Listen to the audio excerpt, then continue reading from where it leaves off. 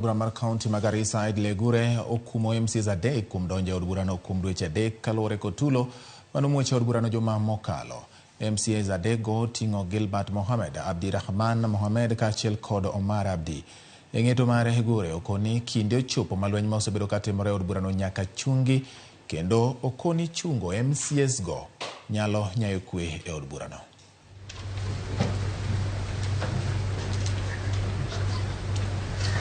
Or a business.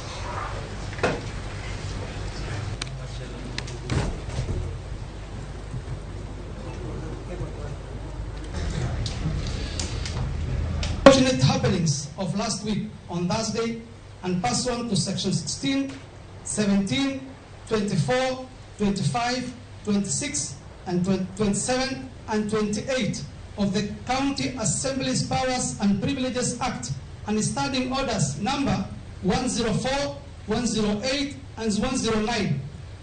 The Honorable Abdirahman Mohamed Ali of Sankuli Ward, Honorable Omar Abdi Hassan of the Majale Ward, and Honorable Abubakar Mohamed Khalif of Galbeg Ward are hereby suspended from the service of the County Assembly for the remainder of the session with immediate effect. As per standing orders, the suspended members shall forfeit all payable allowances during the period of the suspension. I will allow 3 minutes for the 3 members to withdraw from the House. It is so ordered.